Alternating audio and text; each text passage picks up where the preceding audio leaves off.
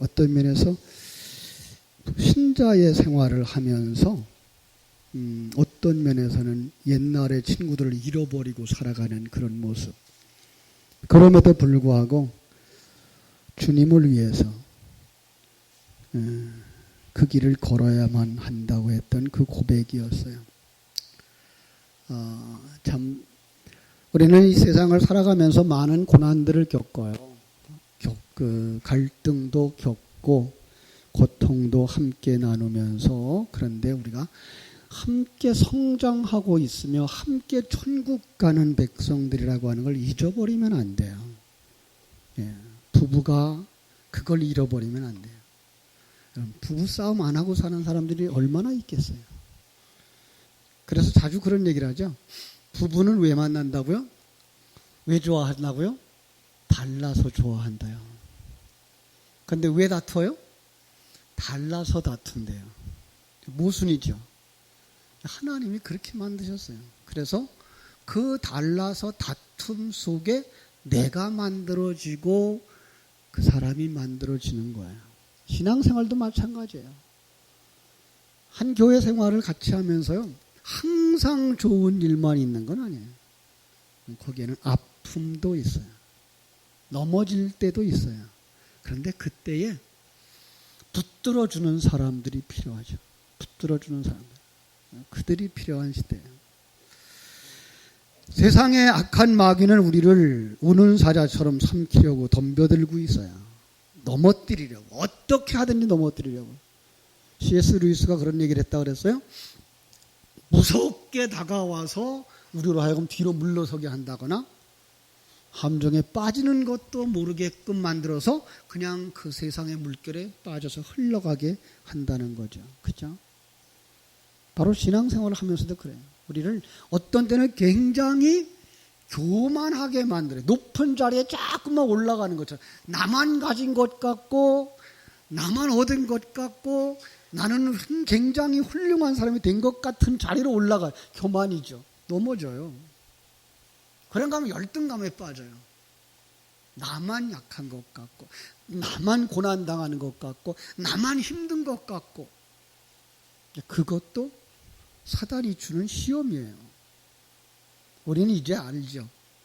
하나님이 주시는 것은 다 좋은 거. 믿습니까? 예. 그러니까 그 부부간에 부부싸움을 할 때에 부부싸움은 왜 한다고요? 달라서 한다고요. 근데 왜 짜증난다고요? 내가 그 사람을 몰라서, 그죠? 그 사람을 좋아했고 이제 그 사람의 그 진면목이 드러났는데 그게 내가 생각했던 것과 다르기 때문에 짜증나는 거예요. 본래 그 사람 그랬거든요. 본래 그 사람 그랬어요. 그리고 우리는 지금의 모습을 보면 실망해요. 하나님은 언제 우리를 완전하게 만드실까요? 이 세상을 떠나서 천국에 들어갈 때. 그때까지 우리는 우리 옛사람의 모습을 그대로 드러내면서 살아갈지도 몰라요. 그래서 어떤 면에서 그것 때문에 하나님의 더 크고 위대하심이 드러날 수 있어요. 아이고, 저런 사람도 천국에 가? 예, 맞아요. 이거예요. 저런 사람도, 예.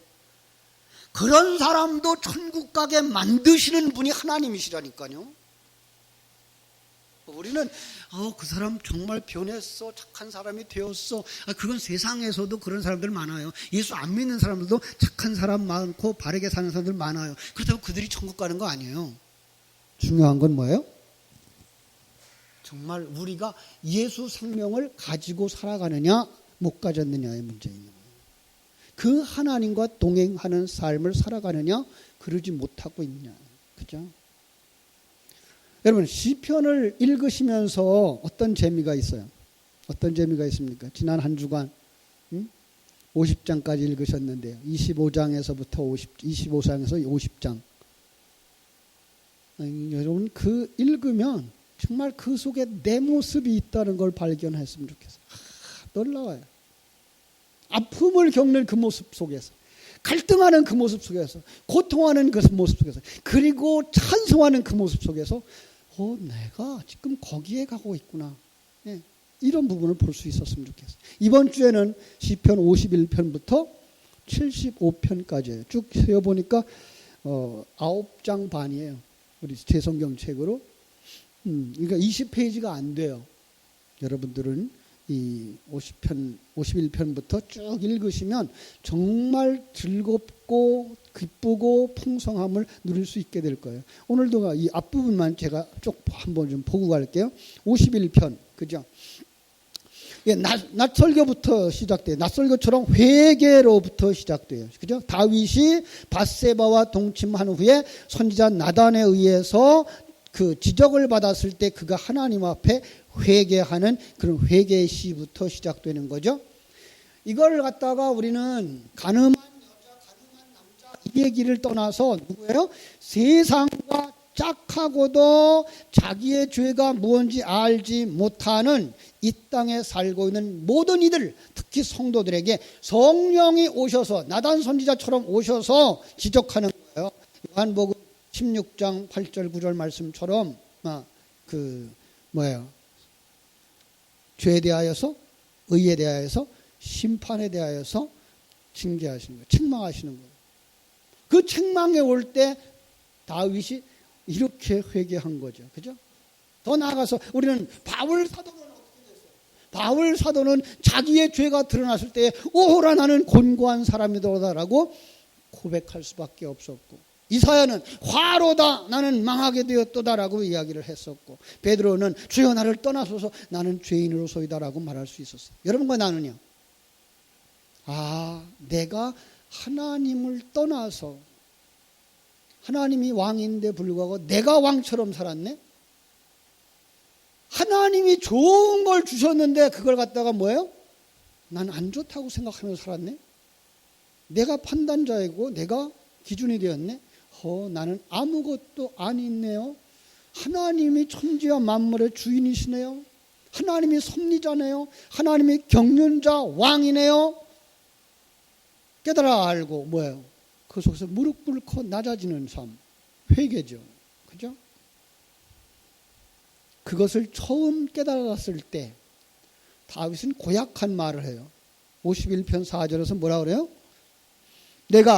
물은 나는 내 죄과를 아오니 내가 항상 주 앞에 있나이다. 내가 주께만 범죄하여 주의 목전에서 악을 행하여 싸우니. 말이 안 돼요. 그죠? 지금 밧세바를 범한 거 둘째치고 그 앞서 누구를 죽였어요? 밧세바의 남편도 죽였어요. 그래놓고 누구한테만 범죄했대요? 하나님께만. 이건 글자 그대로 해석하면 이건 맞질 않아요. 그죠? 다윗은 지금 여기서 누구의 모습으로 나오는 거예요? 예수 그리스도의 모습으로 나오는 거예요. 그 밧세바와 같은 여러분과 나를 구원하시려고, 짝하시려고 누구를 죽여요? 우리의 이전 남편이었던 세상 사단 죽이는 거예요. 그리고 우리를 품으시는 거예요. 그리고 거기서 누구를 낳아요? 아들을 낳아요. 예.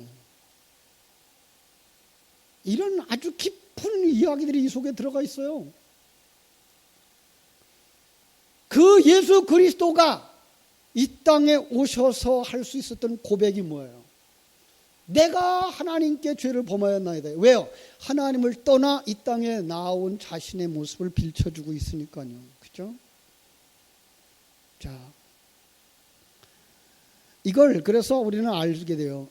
이게가 예수 그리스도가 일하시는 그 이야기의 그 내용을 담아서 우리에게 준 그릇이구나 알게 하는 거죠. 그래야만 이 성경이 무난하게 오류가 없는 책으로 읽혀질 수가 있어요. 성령이 오셔서 죄에 대하여, 의에 대하여, 심판에 대하여 책망하시듯이 이제 52편에서는 죄인의 운명이 지적되고 있어요. 악인의 결말 어떤 거예요? 복음의 양면성이죠.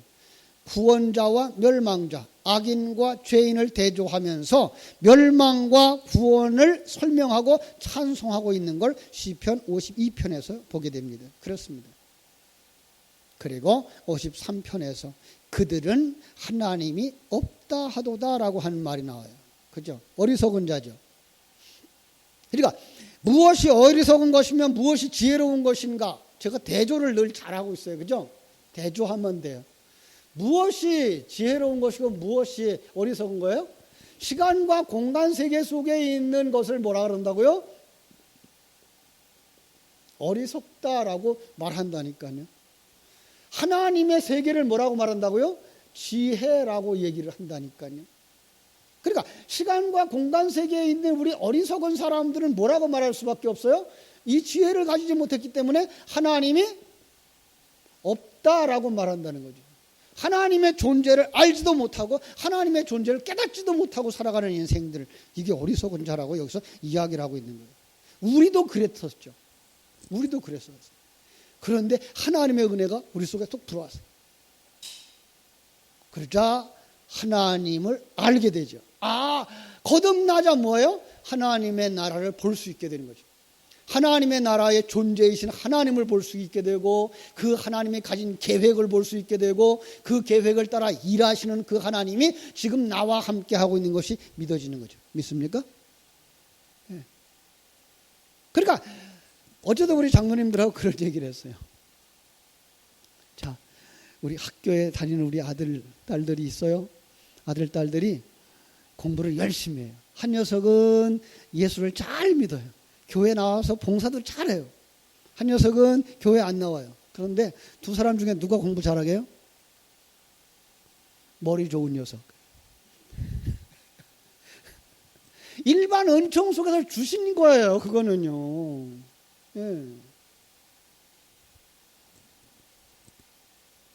그러니까 일반 은총과 특별 은총을 우리는 헤아리질 못해요. 그래놓고 우리가 하나님 앞에 기도만 하면 공부도 잘한다고 생각을 해요.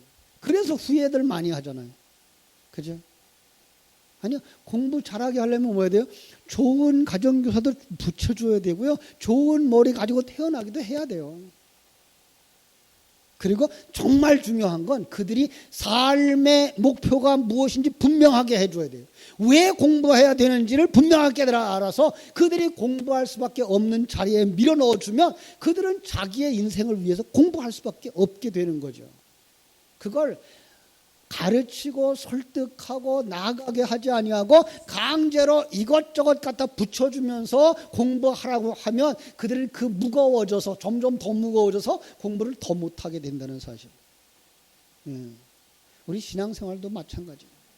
우리 신앙생활에 있어서 정말 중요한 것, 내가 누구냐, 그리고 하나님이 어떻게 일하시느냐, 그리고 하나님의 계획이 무엇이냐를 분명하게 알려주면 우리는 하나님 주시는 환경 속에서 기뻐하며 살아갈 수 있다고요. 네. 평강을 누리면서 살아갈 수 있어요. 그게 뭐예요? 지혜로운 자. 지혜로운 자는 자기를 가장 자랑스럽게 여길 수 있어요. 머리가 좋다거나 교만한 것이 아니라 나는 누가 만들었어요? 하나님이. 세상에 나하고 똑같은 사람은 있다 없다? 없어요. 내가 하나님이 특별히 만들어서 이 땅에서 특별한 사명을 주셔서 그 사명을 완성하면 하늘나라로 데려가시려고 이 땅에 보내주신 하나님의 택한 백성, 그래서 부름받아 나선 이 몸이라는 사실을 우리는 알게 해주면 그들이 자기에게 주어진 환경과 자기에게 주어진 은사와 능력을 가지고 지혜롭게 살아갈 수 있어요. 그게 뭐예요? 지혜. 그런데 오늘날 많은 사람들이 여기에 이르지 못하니까 그냥 어리석은 자로 살아가는 거죠. 어리석은 자, 하나님이 없다 그래요. 네. 하나님이 없으면 누가 주인이에요? 내가 주인이에요. 내가 왕이에요. 내가 내 행복을 추구해야 되고 그것을 잃어버리면 죽는 거예요. 우리는요, 하나님이 주신 것에 대해서 하나님에 의해서 가는 거예요. 이 땅에서 죽고 사는 것에 누구의 손에 달렸어요? 하나님의 손에 달렸어요. 그죠? 그래서 임마누엘을 누리고 천국을 알고 소망하는 사람들, 정말로 그 속에서 어리석은 자들이 아니라 지혜로운 자로 살아가게 되기를 주님의 이름으로 축원합니다. 그리고 나서 54편에서 이제 그 판단하소서 그래요. 나를 달아봐 달라는 거예요. 여러분을 달면 몇 근일까요? 이거 몸무게 단 거 아니에요. 뭘 달아요? 여러분 속에 생명 다는 거예요. 속에 생명을 달아서 무게가 나가면 그건 알곡이고, 달아도 무게가 안 나가면 그건 쭉정이고. 얼마나 멋있어요 우리 하나님이. 몸무게 많이 난다고 걱정할 이유가 하나가 없어요. 문제는 여러분 속에 하나님의 생명이 있느냐 없느냐의 문제예요. 하나님의 생명으로 가득 차서 알곡들이 되어져서 천국 국간에 들어가기를 주님의 이름으로 축원합니다. 그죠? 그러나 쭉정이가 되면 이 세상에서 아무리 많이 가졌고 아무리 높은 지위를 가졌다고 할지라도 바람에 나는 겨와 같도다. 그렇죠? 바람에 날려서 다 날라가요. 어디까지? 어디로? 지옥으로. 54편 그렇게 나를 달아봐 주세요. 나를 판단해 주세요. 나는 이런 신앙을 가지고 있어요. 이것이 생명이죠? 라고 말하고 있는 시를 볼 수가 있고요. 55편에 들어가 보면은요, 구원을 호소해요. 자, 구원받은 자의 목소리 하나님이 듣는다는 거예요. 얼마나 멋있어요. 여러분, 하나님의 생명을 가졌기 때문에 그 생명이 부르짖는 기도를 누가 들어요? 하나님이 들어요. 멋있어요. 그죠? 정말로. 구원받은 자의 봉사, 하나님의 생명을 가진 자들의 봉사, 하나님이 인정해요. 그리고 그 사람은 구원의 과정을 알아요. 한번 55편 6절 7절 한번 읽어볼까요? 6절. 나는 말하기를 만일 내게 비둘기같이 날개가 있다면 날아가서 편히 쉬리로다. 내가 멀리 날아가서 광야에 머무리로다. 셀라. 자, 여기가 어디가 생각나죠? 이 말씀을 읽으면서 성경을 읽었던 사람들은 요한계시록이 생각나야 되죠. 수요일 날 성경 공부하셨잖아요. 용이 아들을 낳으려고 하는 여자를 삼키려고 덤벼들자 여자가 독수리의 두 날개를 받아서 날아가 어디로? 광야에서 얼만큼? 한 때, 두 때, 반 때를 양육을 받는. 그러죠. 그러니까 정말로 우리가 하나님의 은혜만 있다면 하나님이 머물게 해주신 그 장소가 내가 양육받는 장소요. 그 장소가 누가 인도하신 장소예요? 독수리 날개가 인도했어요. 은혜가 인도했어요. 성령이 인도했어요. 여러분이 머무는 그 현장, 여러분의 구역, 여러분의 교회 누가 인도했어요? 하나님이 인도했어요. 왜요? 여러분들을 만드시려고. 그러니까 우리는요, 누구 원망할 거 하나도 없어요. 불평할 이유가 하나도 없어요. 사실 힘들죠. 부닥치면 힘들어요. 말썽꾸러기 아들하고 살기 힘들죠. 예. 근데 그걸로 말미암아 뭐 한다고요? 내가 만들어진다고요. 그죠? 지금 우리가 그리고 나니까 이제 56편에 왔는데요. 56편에 다윗의 이야기잖아요. 다윗의 이야기 이렇게 보니까 뭐예요? 다윗이 긍휼을 호소하고 있는 모습을 볼 수가 있죠. 그죠? 자, 이 56편의 표제에 보니까 이렇게 되어 있어요. 다윗의 믹딤시 이렇게 되어 있어요. 믹딤시라는 것은요, 다윗의 그 작품 중에서 황금시라는 거예요. 몇 개나 있어요. 이렇게 56, 57, 58, 59 이렇게 한 5편이 쭉 연결되어져 있거든요. 근데 그 중에서 56편과 57편은 이게 쌍둥이 시예요. 한 쌍을 이루는. 왜냐하면 시작하는 표제도 같고 주제도 같고 길이도 비슷하고 그래서 이게 이렇게 쌍둥이 시라고 말하는데요. 우리가 그 상황을 가만히 보죠. 언제 그렇게 됐다고요? 다윗이 가드에서 블레셋 사람에게 잡힌 때. 그래서 이걸 사무엘상 21장 10절로 15절을 가보면은요, 제가 읽어드릴게요. 그날에 다윗이 사울을 두려워하여 일어나 도망하여 가드 왕 아기스에게로 가니 아기스의 신하들이 아기스에게 말하되 이는 그 땅의 왕 다윗이 아니니까 무리가 춤추며 이 사람이 이를 노래하여 이르되 사울이 죽인 자는 천천히요 다윗인 만만이로다 하지 아니하였나이까 한지라 다윗이 이 말을 그의 마음에 두고 가드 왕 아기스를 심히 두려워하여 그들 앞에서 그의 행동을 변하여 미친 체하고 대문짝에 그적거리며 침을 수염에 흘림에 아기스가 그의 신하에게 이르되 너희도 보거니와 이 사람이 미치광이로다 어찌하여 그를 내게로 데려왔느냐 내게 미치광이가 부족하여서 너희가 이 자를 데려다가 내 앞에서 미친 짓을 하게 하느냐 이 자가 어찌 내 집에 들어오겠느냐 하니라.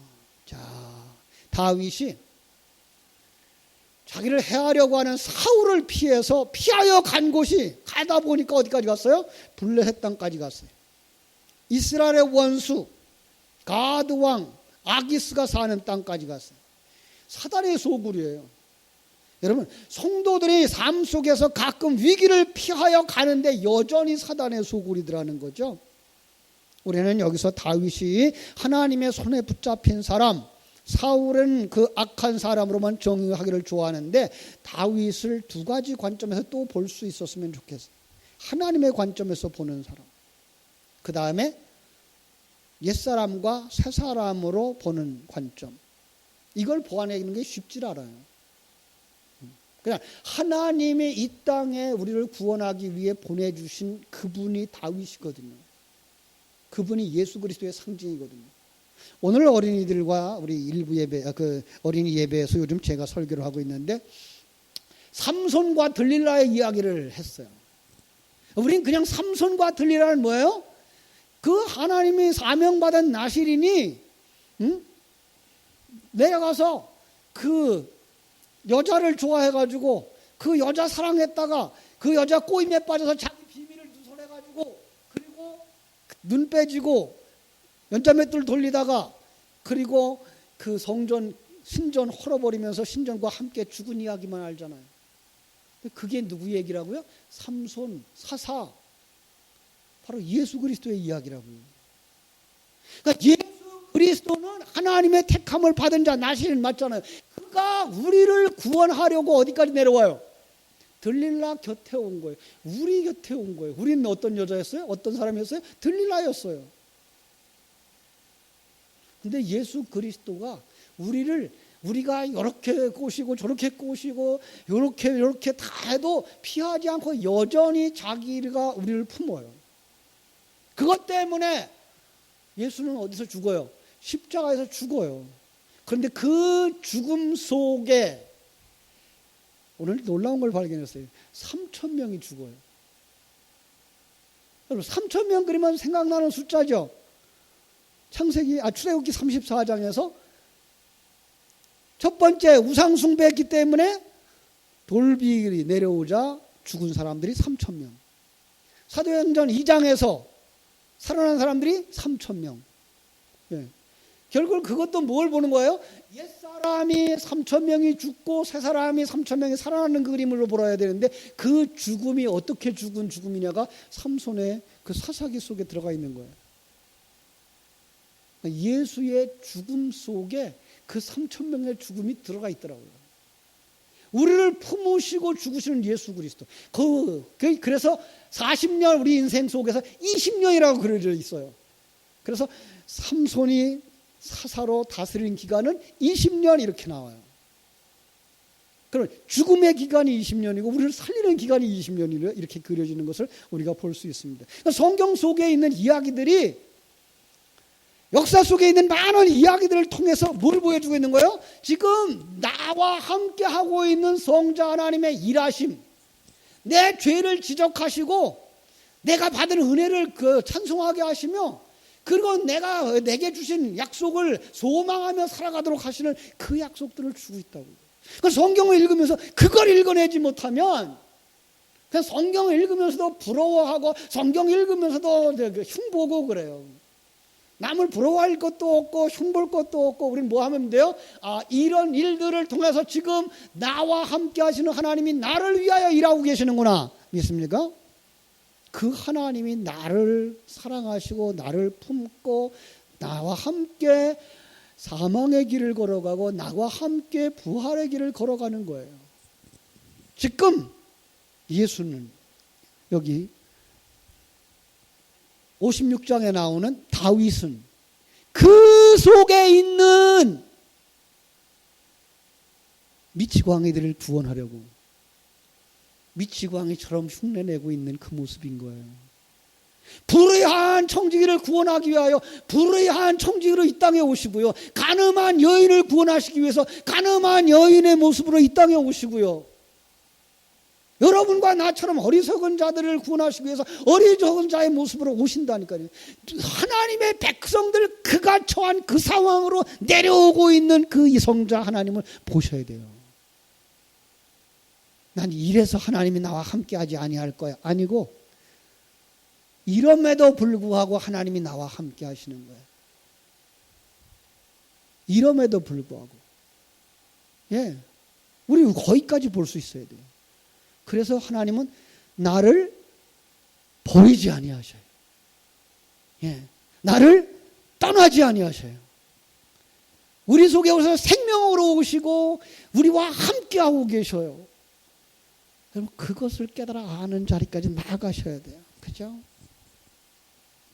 자, 다윗이 거기서 두려움에 떨게 됩니다. 1절로 3절 오늘 56장. 하나님이여 내게 은혜를 베푸소서. 한 사람이 나를 삼키려고 종일 치며 압제하나이다. 내 원수가 종일 나를 삼키려고 나를 교만하게 치는 자들이 많사오니 내가 두려워하는 날에는 내가 주를 의지하리이다.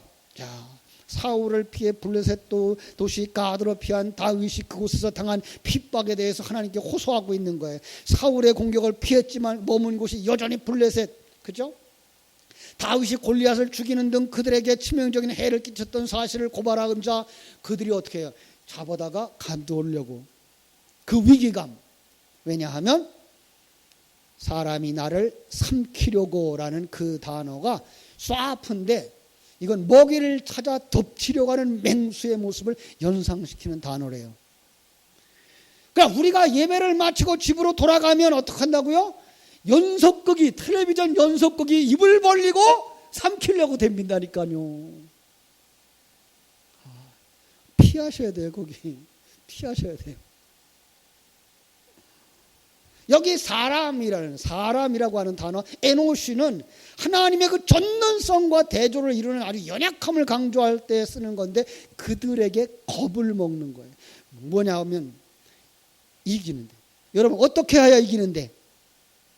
하나님의 전신갑주를 입으면 이기는데, 그죠? 하나님의 전신갑주를 입고 하나님의 전능하심과 그분의 계획과 그분이 나와 함께 하심을 확신하면 사단이 물러가는데 하나님의 전신갑주를 벗어놓는 순간 그 약한 세상적인 힘과 사상이 영양을 먹으려고 두 발 벌리고 덤벼드는 사자 모습처럼 다가오는 거예요.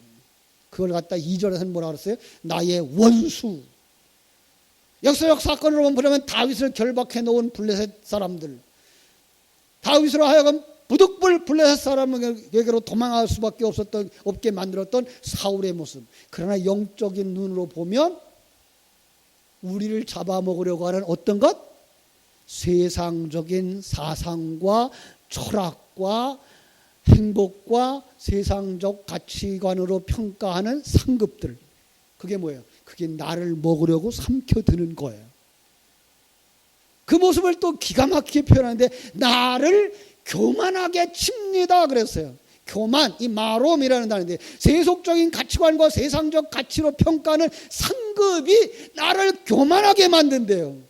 영적 관점에서 예배하고 나는 죄인이구나, 내가 내 판단 기준으로 평가했구나, 하나님이 그를 선하다고 하시는데 하나님은 그의 완성된 모습만 보는데 근데 나는 내 판단 기준으로 그를 평가하고 그를 밟고 나 잘났어 하고 있구나, 이거예요. 우리는 이 세상에서 우리 잘하는 말 할게. 사람 위에 사람 없고 사람 아래 사람 없고. 우리는 뭐예요? 동등한 사람. 누가 만들었어요? 하나님이. 그런데 우리는 그 위에 서 있다고 자랑스러워 한다니까요. 아니에요. 그게 뭐예요? 그게 교만하게 칩니다. 나를 교만하게 축혀 세우는 자들이에요. 우리의 원수 사단, 세상, 내 속에 있는 옛사람이 나를 열등감에 빠지게도 하고 나를 교만에 빠지게도 하는 것 모두 다 뭐예요? 세상에게 먹힌 거예요. 사단에게 먹힌 거예요. 그때 어떻게 해야 돼요? 3절 내가 두려워하는 날에는 내가 주를 의지하리이다. 원문은 욤야레 두려움이 엄습하는 순간에 아니 알라드 바타흐 아니 나는 알라이트 함께하는 주를 바타흐 의지하겠습니다. 그 두려움이 엄습해 올 때에 사단의 공격이라는 걸 깨달아 할 때에 우리는 어디로 가야 된다고요? 하나님께로 가야 되는 거예요. 아, 하나님이 함께 하시는데 하나님이 주신 환경인데 그죠?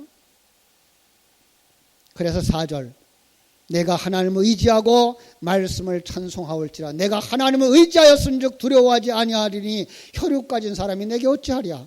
반복해서 말하는 거예요. 내가 하나님을 의지하면 뭐예요? 그 말씀을 찬송하게 되죠. 하나님을 의지하면 뭐예요? 진리의 말씀을 되새김질하게 되죠. 하나님의 실존을 알게 되고 하나님의 실존 속에서 임마누엘을 누리게 되고 그러면 감사하고 찬송하게 되죠. 그러면 뭐가 떠나가요? 사단이 물러가는 거죠. 그죠? 5절 옛사람은 어때요? 그들이 종일 내 말을 곡해하며 나를 치는 그들의 모든 생각은 사악이라. 종일 그 모든 순간 여러분들이 하나님의 그 사랑을 내려놓는 그 순간 그때 누가 역사한다고요? 사단이 역사한다고요.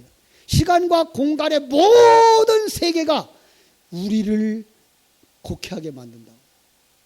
감추어진 진리를 깨달지 알지 못하게 하는 거예요.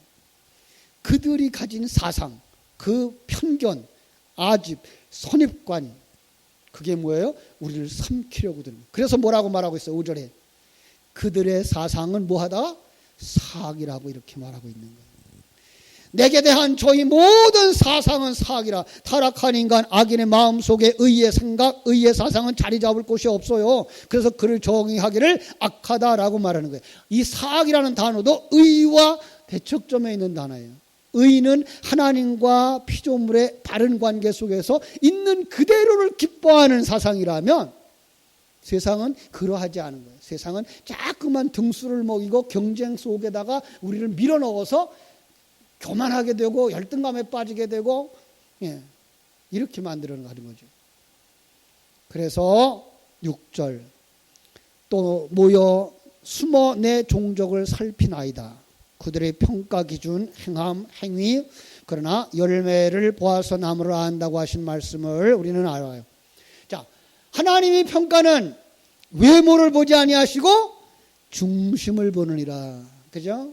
외모를 보니 안다는 말은 뭐예요? 이 세상에다 내가 행하였던 그 행위를 가지고 사람을 측량하거나 달아보지 아니한다는 말이고 중심을 본다는 말은 우리 속에 믿음이 있느냐 하나님의 생명이 있느냐를 본다고요.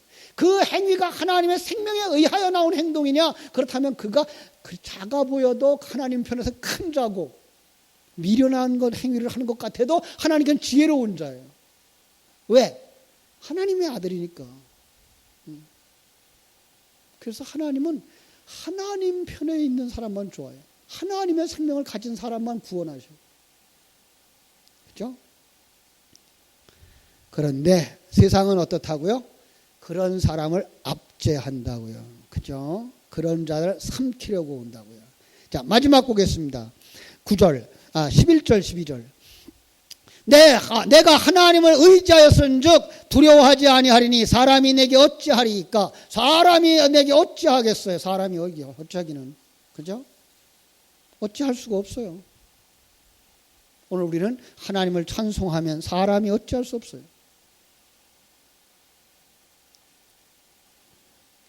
주께서 하나님이여 12절 내가 주께서 원함이 있사온즉 내가 감사제를 주께 드리이다. 주께서 내 생명을 사망에서 건지셨습니다. 주께서 나로 하나님 앞 생명의 빛에 다니게 하시려고 실족하지 아니하게 하지 아니하셨나이까. 자, 하나님의 그 확실한 믿음 속에서 하나님이 우리를 측량하시고 그리고 우리를 인정하시고 그리고 우리를 모든 원수 가운데서 건져 원수의 앞에서 뭘 베푸시고 시편 23편 상을 베풀어 주시고 혼인잔치에 세워주셔서 완성시켜 주신다는 얘기예요. 두려워할 것 없어요. 그죠? 그리고 우리는 찬송하는 자가 되어야지. 말씀 마치겠어요. 우리는 어떻게 돼요? 하나님이 주신 그 모든 환경 속에서 하나님을 의지하는 자들이 되어져야 할 줄로 믿습니다. 그 삶을 가지고 하나님을 찬양하는 자가 되어지기를 바랍니다. 때를 기다리고 하나님을 신뢰하는 믿음에 굳게 서는 자들이 되어야 할 줄로 믿습니다. 다윗은 그 위기를 하나님과 함께 통과하고 왕의 자리에 다시 올라간 것처럼 여러분들과 나는 이제 이 사망의 음침한 골짜기를 통과해서 하나님 앞에 서게 될 그날을 소망하면서 인내하고 그래 영적 싸움에 승리하는, 그래서 시편을 묵상하면서 그 속에서 자기의 모습, 자기가 지금 처한 상황을 보고 그 결과를 소망하면서 살아갈 수 있는 자들이 되어야 할 줄로 믿습니다. 기도하겠습니다.